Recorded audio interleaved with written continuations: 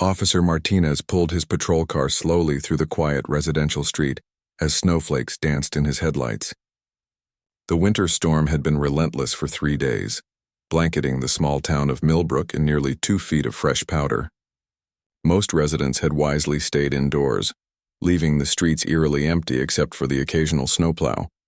His German Shepherd partner, Rex, sat alert in the back seat, ears perked and nose twitching at every scent carried by the frigid wind.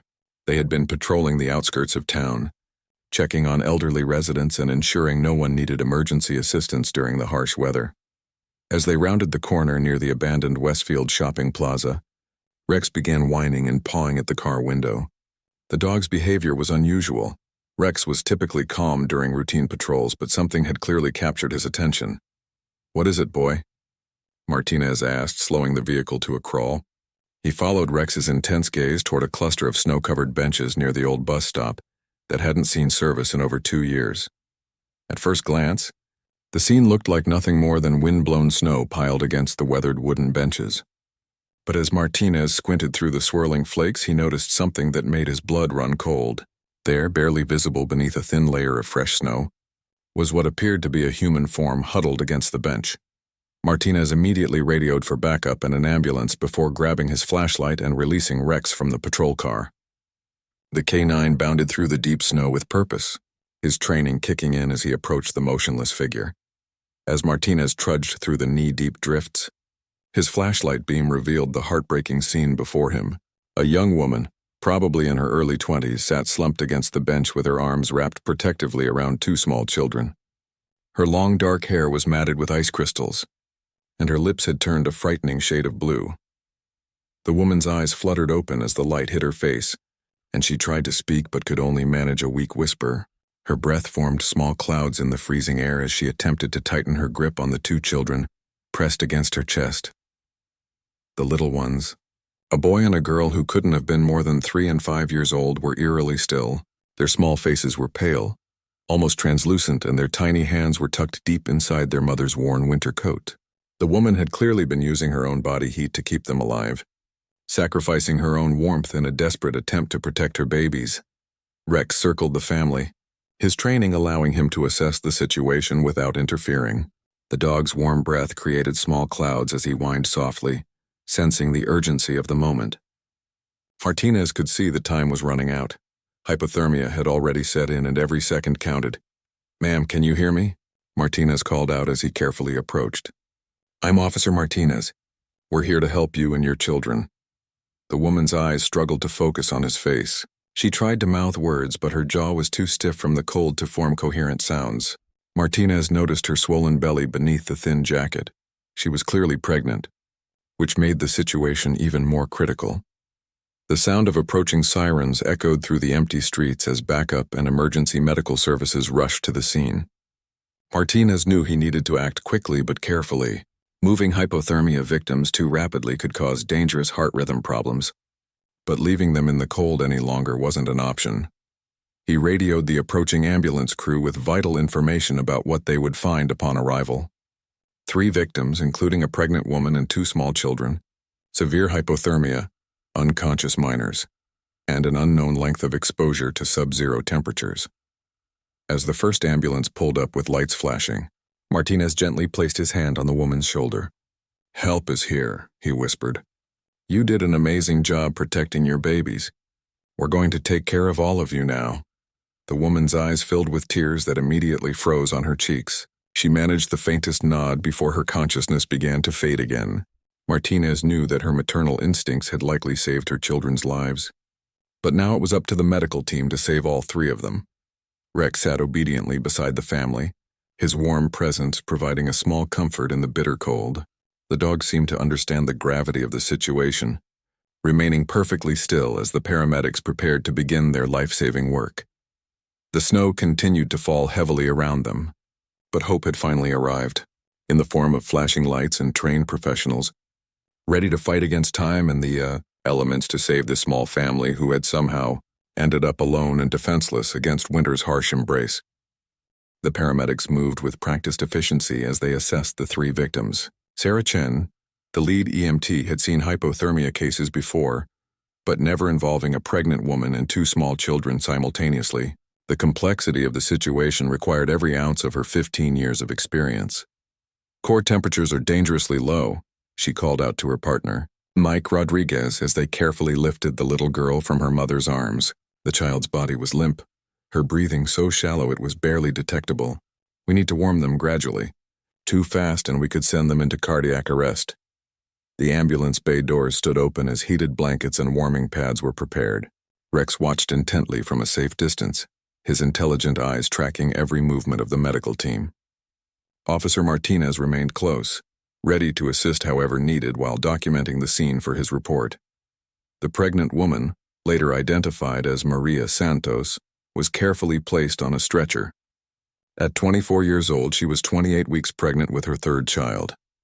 Her body had endured hours of sub-freezing temperatures while shielding her twins, Carlos and Isabella, from the worst of the winter storm. "How long do you think they were out here?"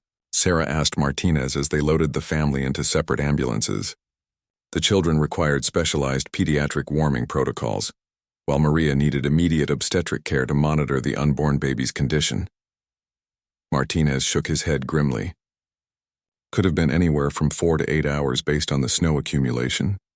The last bus through this area was around 6 yesterday evening, and that's when the temperature really started dropping." The convoy of emergency vehicles raced through the empty streets toward Millbrook General Hospital. Dr. Amanda Foster, the emergency department chief, had been alerted and was assembling teams for each patient. The hospital's family crisis unit was also being activated. Someone needed to investigate how a pregnant mother and 2 toddlers had ended up abandoned in a snowstorm. Inside the pediatric ambulance, Carlos began showing signs of consciousness as his body temperature slowly rose. His small voice was barely audible as he called out for his mama, breaking the hearts of the medical team working frantically to save his life.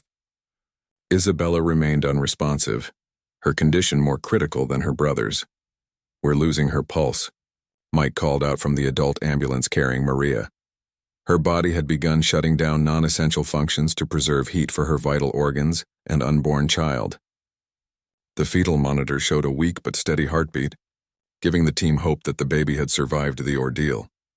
At the hospital, the emergency room exploded into controlled chaos as all 3 patients arrived simultaneously. Warming protocols were initiated immediately while teams of specialists converged on each case. Dr. Rachel Kumar, the pediatric intensive care specialist, took charge of the children while Dr. Foster focused on Maria's complex dual needs as both a hypothermia victim and a high-risk pregnancy patient. The children were placed in specialized warming units that gradually raised their body temperatures while monitoring for complications. Carlos responded well to treatment, his vital signs stabilizing within the first hour. But Isabella's condition remained precarious. Her smaller body mass had made her more vulnerable to the cold's effects. Maria's situation was equally critical. The stress of hypothermia combined with pregnancy complications meant that both she and her unborn child were at significant risk. The obstetric team worked alongside the emergency physicians to balance her treatment needs, knowing that any intervention could affect both patients. Detective Lisa Warren arrived at the hospital as the medical teams worked. She needed to understand how this family had ended up in such a desperate situation. Initial interviews with neighbors near the bus stop revealed that no one had seen anything suspicious, and the area was rarely frequented after dark.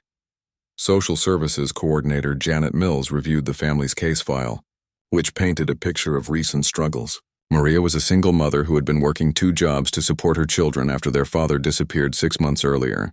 She had been evicted from her apartment 3 days before the storm, and shelter beds in the area were completely full due to the weather emergency.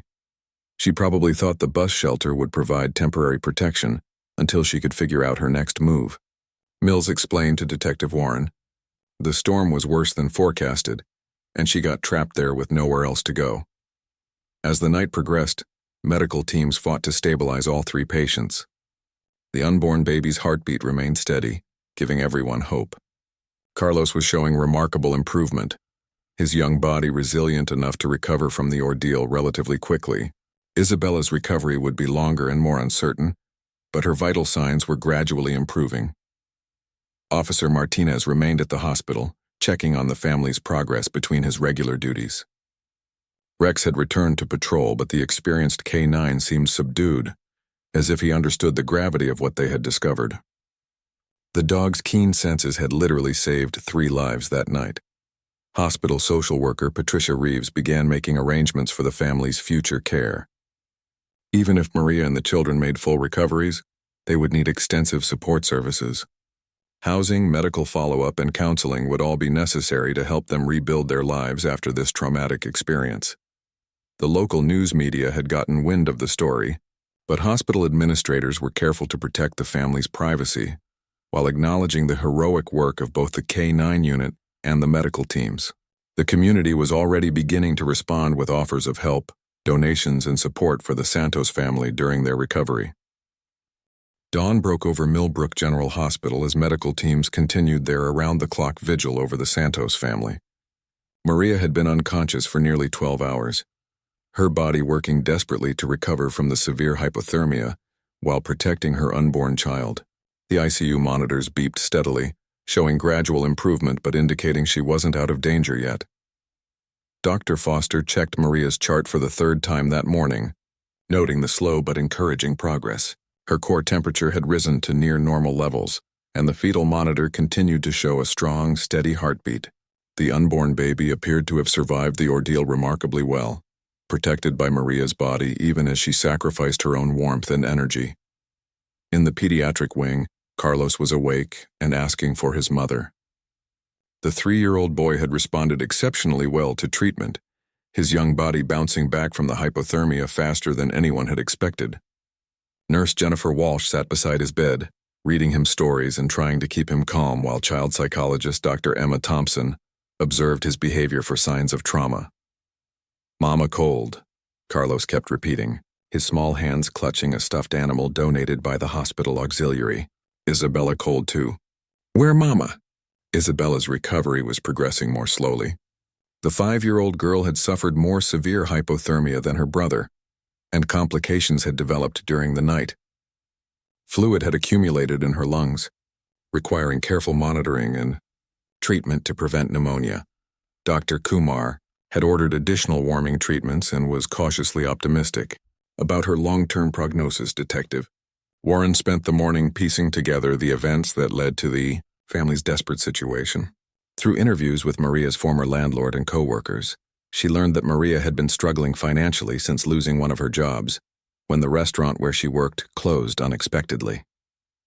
The pregnant mother had been too proud to ask for help and had exhausted her limited savings trying to keep her family housed and fed. The eviction had come with only 3 days' notice after Maria fell behind on rent. She had spent those days frantically searching for emergency shelter, but every facility in the area was full due to the approaching storm. With nowhere else to go and temperatures dropping rapidly, Maria had taken her children to what she thought would be temporary shelter at the old bus stop. Social worker Patricia Reeves coordinated with multiple agencies to arrange support services for the family. Emergency housing assistance, medical coverage for the extended treatment period, and counseling services for the children would all be necessary.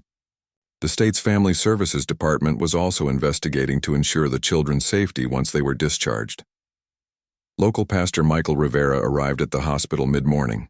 Having heard about the family's situation through the hospital chaplain, his small congregation had already begun collecting donations of clothing, toys, and essential items for Maria and her children. Word was spreading throughout the community, and offers of help were pouring in faster than social services could organize them. "It's amazing how tragedy can bring out the best in people," Rivera told hospital administrator Carol Jang.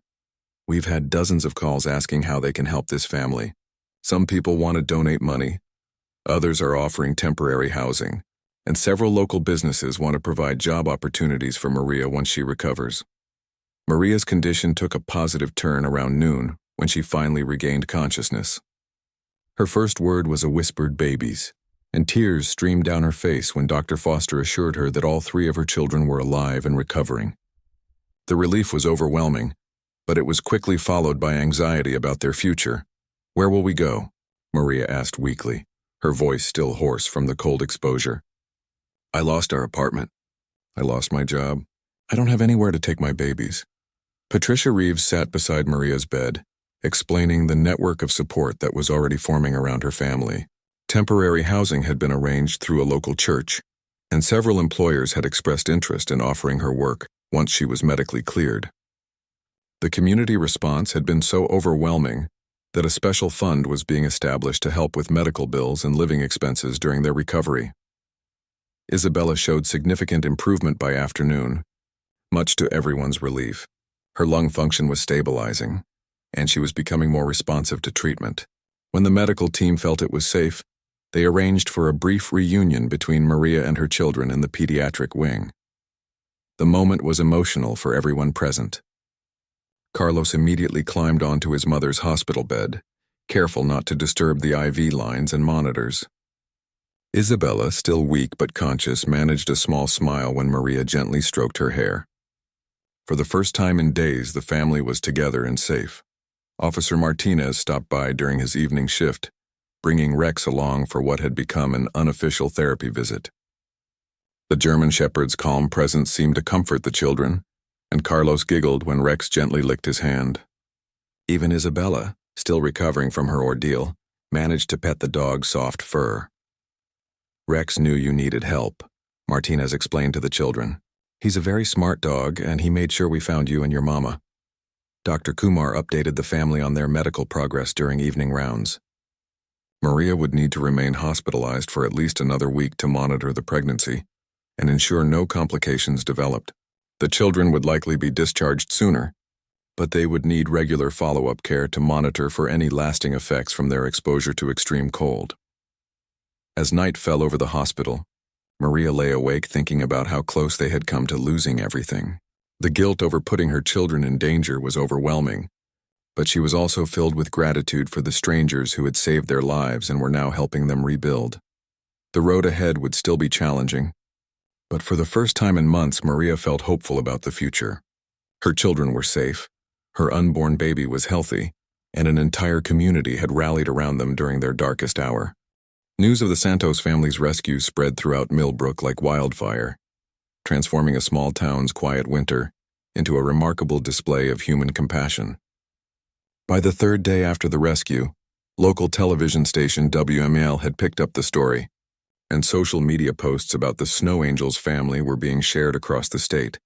Linda Morrison, a retired teacher who lived 6 blocks from the hospital, was among the first community members to take action. She organized her neighborhood book club into a relief committee, and within hours they had established collection points for clothing, baby supplies, and household items. Her dining room table groaned under the weight of donated items, sorted carefully by size and need. "I kept thinking about my own daughter when she was pregnant with twins," Morrison explained to reporter Jessica Black.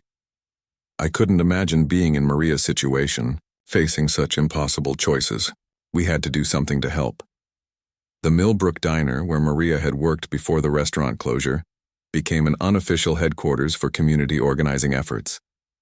Owner Frank Castellanos posted a large donation jar by the cash register and announced that all proceeds from their daily coffee sales would go to the Santos Family Fund. By week's end, the jar had been emptied and refilled 6 times.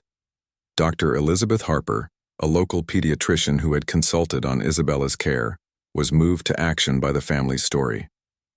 She reached out to her medical colleagues and organized a comprehensive health care plan that would ensure all 3 children received follow-up care at no cost to the family. Several specialists volunteered their services, understanding that the children might face long-term effects from their exposure. The response wasn't limited to Millbrook residents. Sarah Martinez, a social media manager from the state capitol who had shared the story online, was amazed by the response from strangers across the region. Her fundraising post had generated thousands of dollars in donations from people who had never set foot in Millbrook, but were touched by the family's story. "It's restored my faith in humanity," Martinez told her followers in a video update. "People from all walks of life are coming together to help this family. I've received donations from college students sending their lunch money, grandparents sending gift cards, and business owners offering employment opportunities." Local contractor Jim Bradley visited the hospital to meet with Maria and discuss housing options. His construction company had recently completed a small apartment complex, and he was prepared to provide the family with a 2-bedroom unit rent-free for 6 months while Maria got back on her feet. "I've got 3 kids of my own," Bradley explained to hospital social worker Patricia Reeves. "When I think about what could have happened to those babies in that storm, it just breaks my heart. This is the least I can do." The children's recovery continued to progress positively. Carlos was discharged after 5 days and was staying temporarily at a local foster family's home, while Isabella remained hospitalized. The foster family, the Johnsons, had specifically requested to help with the Santos case and were experienced in caring for children who had experienced trauma. Mary Johnson, a former pediatric nurse, created a warm, nurturing environment for Carlos while ensuring he could visit his mother and sister daily. She worked closely with child psychologist Dr. Thompson to help Carlos process the frightening experience and maintain his connection with his family during their separation. Isabella's recovery hit a minor setback when she developed a mild respiratory infection, but Dr. Kumar assured everyone that this was not uncommon after severe cold exposure. The little girl was responding well to treatment, and her spirits were lifted by the constant stream of gifts and cards from community members. The local elementary school, where Isabella was supposed to start kindergarten the following year, organized a card-making project. Hundreds of colorful drawings and messages of support covered the walls of her hospital room. Carlos especially loved the pictures drawn by other children his age, and he would point to each one while Mary Johnson read the messages aloud. Maria's emotional recovery was as important as her physical healing. Hospital chaplain Father Rodriguez spent hours with her, helping her work through the guilt and trauma of that night. Support group facilitator Karen Walsh connected Maria with other mothers who had faced similar crises, providing her with a network of women who understood her struggles. "The hardest part isn't the physical recovery," Maria confided to Walsh during one of their sessions. "It's forgiving myself for putting my babies in danger. I know I was trying to protect them, but I nearly lost them because I was too stubborn to ask for help sooner." Local lawyer David Chen offered his services pro bono to help Maria navigate the legal aspects of her housing situation and ensure she received all the benefits she was entitled to. He also helped her file paperwork for emergency assistance programs that could provide ongoing support after her hospital discharge. The pregnancy continued to progress normally, much to everyone's relief. The unborn baby showed no signs of distress from the hypothermia incident, and Maria's prenatal care team was cautiously optimistic about a healthy delivery. Plans were being made to ensure she had comprehensive support during the final months of pregnancy and after the birth. Officer Martinez became a regular visitor, often bringing Rex to spend time with the family. The canine's presence had a therapeutic effect on both children, and Carlos had begun talking about wanting to be a police officer when he grew up, so he could help families like Rex had helped them. Local businesses continued to step forward with offers of support. The town's largest grocery store established a monthly account to ensure the family had adequate food supplies. A daycare center offered free childcare services once Maria was ready to return to work. Even the local car dealership offered to help Maria find reliable transportation at no cost. As the second week of the family's recovery began, it became clear that the community's response had grown far beyond anyone's initial expectations. The Santos Family Fund had raised over $30,000, ensuring that Maria would have financial stability during her recovery and after her baby's birth. The story had touched something deep in people's hearts, reminding everyone of the fragility of life and the power of community support. What began as a tragic near miss had evolved into a beautiful example of how ordinary people can come together to create extraordinary change in someone's life. 3 weeks after that fateful night in the snow, the Santos family was finally preparing to leave the hospital. Maria had recovered fully from her hypothermia, and her pregnancy was progressing without complications. Isabella had overcome her respiratory infection and was eager to be reunited with her mother and brother. Carlos had thrived in the Johnson family's care but was counting down the days until they could all be together again. The new apartment the contractor Jim Bradley had provided was small, but perfect for their needs. Community volunteers had spent days preparing the space, painting the walls in warm colors and furnishing it completely with donated items. The children's room featured twin beds with matching quilts made by the local quilting circle, and stuffed animals donated by various families filled every corner. Maria walked through her new home for the first time with tears in her eyes, overwhelmed by the generosity that surrounded her. The kitchen was stocked with groceries, the closets were filled with clothing in all the right sizes, and gift cards tucked into a welcome basket would help cover expenses for months to come. "I don't know how to thank everyone," Maria whispered to Patricia Reeves as they toured the space. "3 weeks ago, I thought we had lost everything. Now we have more support than I ever could have imagined." Dr. Kumar arranged for Isabella's final medical clearance, ensuring that both children had comprehensive follow-up care scheduled with local pediatricians. The little girl had shown remarkable resilience throughout her recovery, and her lung function had returned to normal. She was excited about starting kindergarten and had been practicing writing her letters with the hospital's child life specialist.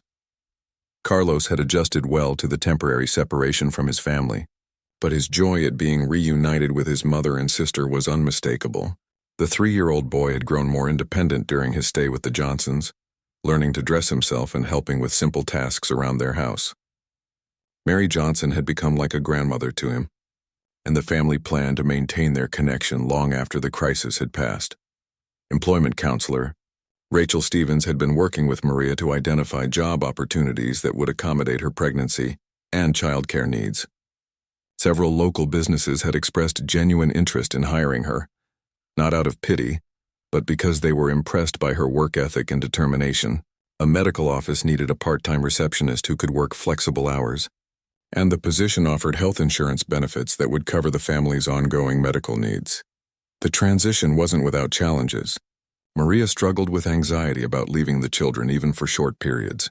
The trauma of nearly losing them had left her hypervigilant and reluctant to trust anyone else with their care. Child psychologist Dr. Thompson worked with the entire family to address these concerns, helping Maria develop coping strategies while ensuring the children felt secure in their new environment. Isabella had occasional nightmares about being cold, and Carlos sometimes asked worried questions about whether they would have to sleep outside again. Family therapy sessions helped them process their experience while building confidence in their new stability. The children were resilient, but professional support ensured they could heal from the emotional trauma alongside their physical recovery. Officer Martinez continued his regular check-ins with the family, bringing Rex for visits that had become a highlight of the Children's Week. The German Shepherd had become something of a local celebrity, with the police department receiving requests for public appearances from schools and community groups wanting to honor the K9 who had saved 3 lives. "Rex doesn't understand why everyone makes such a fuss over him," Martinez laughed during one visit. To him, he was just doing his job. "But I think he enjoys the extra attention and treats he gets everywhere we go now." The story of the Santos family's rescue and recovery had caught the attention of state officials, leading to discussions about improving emergency shelter capacity and homeless prevention services. Senator Patricia Walsh visited Millbrook to meet with the family and discuss policy changes that could prevent similar situations in the future. "No, families should have to face the choice between sleeping in their car or sleeping in a storm," Walsh stated during a press conference at City Hall. "Maria's story has highlighted gaps in our social safety net that we need to address immediately." Local churches had formed a coalition to establish a year-round emergency shelter that could accommodate families with children. The project was named Hope House in honor of the Santos family, and fundraising was already underway to purchase and renovate a suitable building. The initiative would ensure that future families facing housing crises would have safe alternatives to sleeping outdoors. Maria's pregnancy continued to progress smoothly, with regular checkups showing that her unborn daughter was healthy and developing normally. The baby was due in early spring, and the community was already planning a celebration to welcome the newest member of their extended family. Several families had offered to provide childcare support during Maria's recovery from delivery. The children were adapting well to their new routines. Carlos had enrolled in a preschool program that offered sliding scale fees based on family income, while Isabella was participating in a kindergarten readiness program at the local community center. Both children were making friends and showing signs of the resilience that had helped them survive their ordeal. Financial stability was no longer a constant worry for Maria. The community fund had provided enough security to cover their needs for at least a year, and her new job would offer steady income going forward.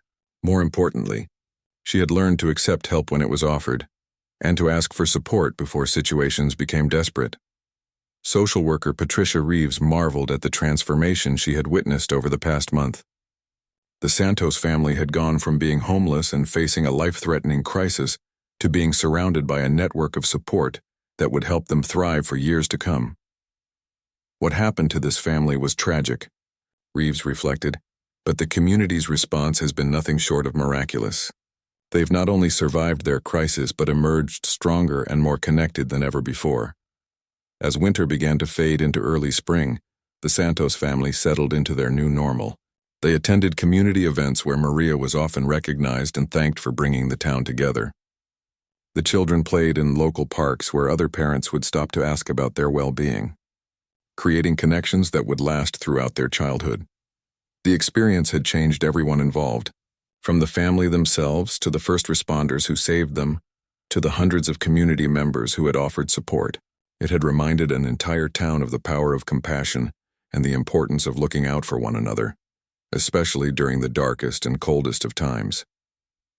Spring arrived in Millbrook with unusual warmth and hope, as if nature itself was celebrating the survival and recovery of the Santos family. Maria had been working at the medical office for 6 weeks, and her colleagues had become like an extended family, adjusting schedules and offering support as her due date approached.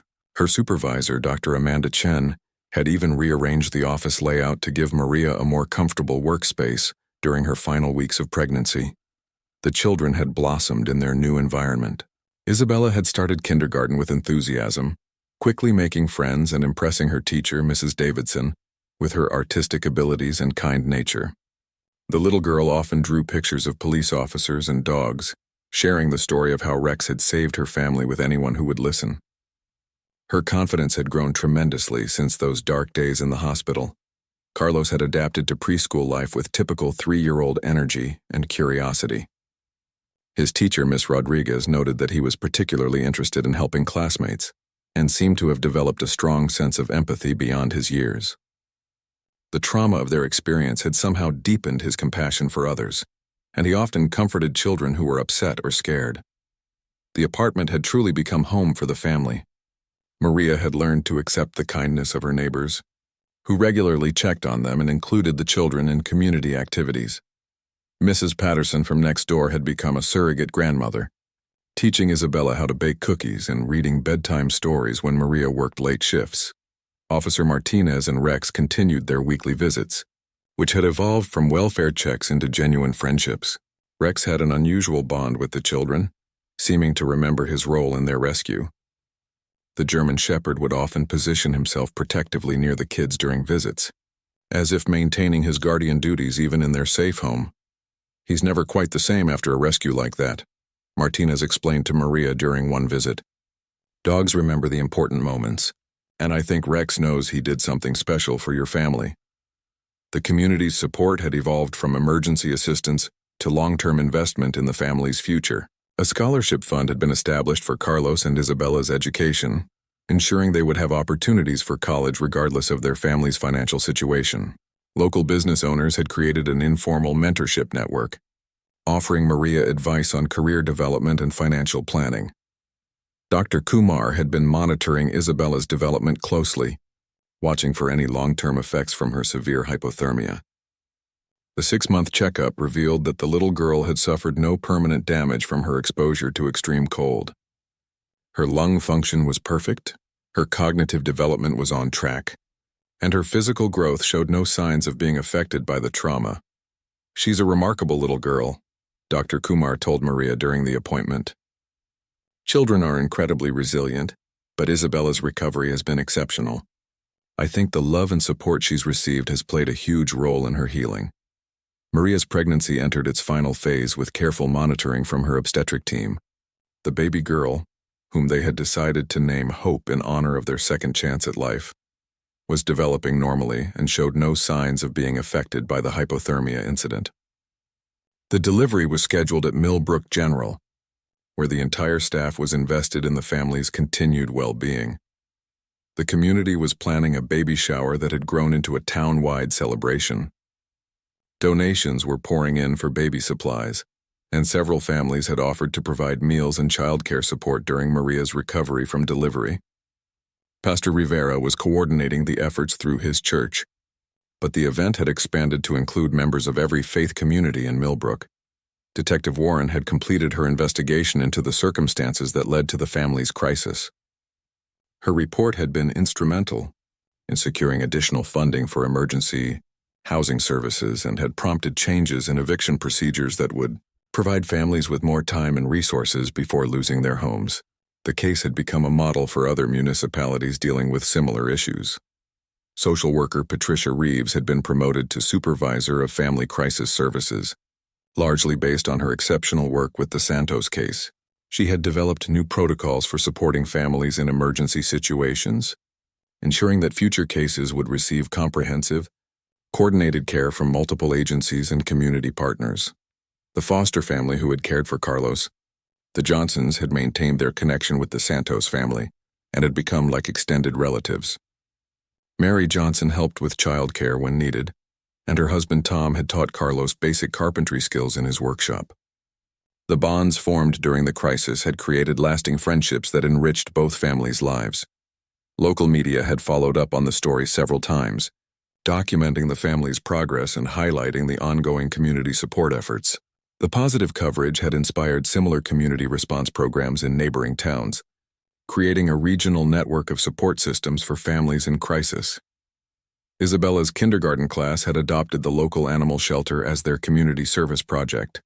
Inspired by Rex's heroic role in their classmate's story, the children collected donations and visited the shelter regularly, learning about compassion and civic responsibility while honoring the K-9 who had made such a difference in their friend's life.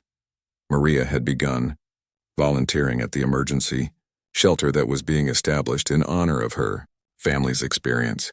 Despite her busy schedule with work and pregnancy, she felt compelled to help other families who might face similar situations. Her first-hand experience with homelessness and the terror of having nowhere safe to take her children gave her unique insight into what families needed most.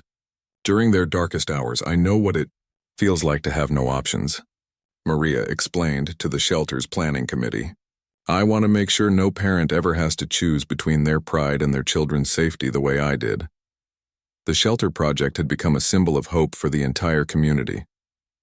Hope House was scheduled to open in the fall, with enough space to accommodate 12 families and specialized services for children. The facility would include a playground, a computer lab for job searching, and childcare services to help parents attend interviews and training programs. Financial planning counselor David Martinez had been working with Maria to establish long-term stability for her growing family. The community donations had been carefully invested to provide ongoing security, and Maria was learning money management skills that would serve her throughout her life. She had opened her first savings account and was making regular contributions toward an emergency fund. The psychological healing had been as important as the physical and financial recovery. Family therapist Dr. Thompson had helped Maria work through the guilt and trauma associated with that night in the snow. Through counseling, Maria had learned to forgive herself for the choices she had made in desperate circumstances and to recognize her strength in protecting her children even in the most dangerous situation. You didn't fail your children that night, Dr. Thompson had reminded her repeatedly. You kept them alive with your own body heat and your fierce love. That's not failure, that's heroic motherhood. The children had also benefited from ongoing counseling support. Carlos rarely mentioned being cold anymore, and Isabella's nightmares had stopped completely. Both children had developed a strong sense of security in their new home and had learned to trust that their basic needs would always be met. As Maria's due date approached, the entire community seemed to be holding its breath in anticipation. The baby who would be born represented not just new life for the Santos family, but a symbol of hope and renewal for everyone who had been touched by their story. Local businesses had organized a baby pool, with prizes for whoever could guess Hope's exact birth date and weight. The nursery in their apartment had been lovingly prepared by volunteers, with a crib donated by a local furniture store and decorations created by Isabella's kindergarten class. Carlos had insisted on contributing his favorite stuffed animal to the baby's collection, wanting to share something special with his little sister.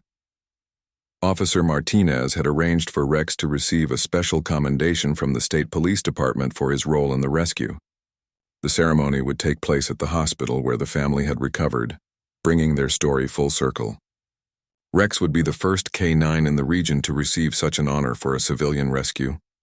Dr. Foster, who had overseen Maria's initial treatment for hypothermia, had been invited to deliver hope when the time came. It seemed fitting that the doctor who had helped save Maria's life would now help bring new life into the world. The entire medical team that had cared for the family during their crisis wanted to be part of this joyful conclusion to their difficult journey.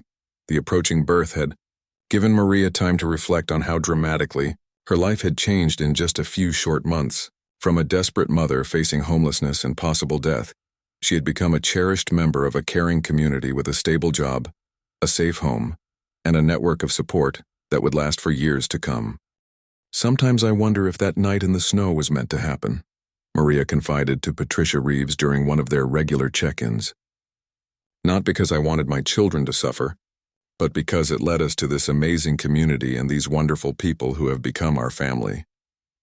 As spring turned toward summer, the Santos family prepared to welcome their newest member surrounded by love, security, and hope for the future. The baby who would soon arrive would never know the fear and uncertainty that had marked her siblings' early years, but she would grow up hearing the story of how an entire community came together to save her family and give them a second chance at happiness.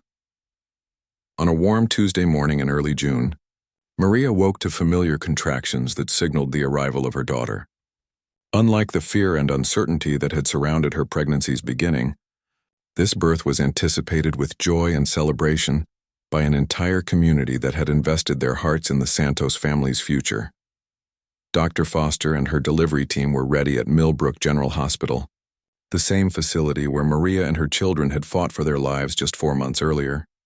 This time, however, the family entered through the main doors as honored guests rather than emergency patients clinging to life.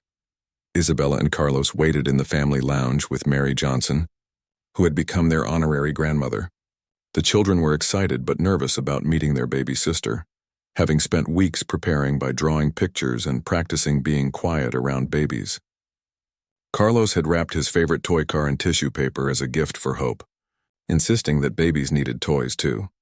The delivery progressed smoothly, a stark contrast to the medical emergencies that had brought the family to this hospital months earlier.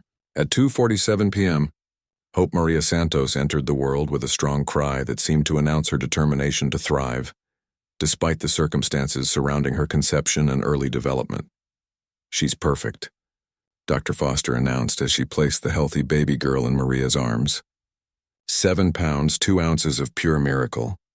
Word of Hope's birth spread quickly throughout Millbrook, with text messages and phone calls carrying the news to the hundreds of people who had followed the family's journey. The hospital switchboard was overwhelmed with calls from community members wanting to send congratulations and well wishes. Officer Martinez and Rex were among the first visitors, bringing flowers and a special gift, a small stuffed German shepherd that Rex had chosen from the police department's community outreach supplies. The K-9 seemed particularly gentle around the newborn, as if understanding that this tiny person was connected to the family he had helped save.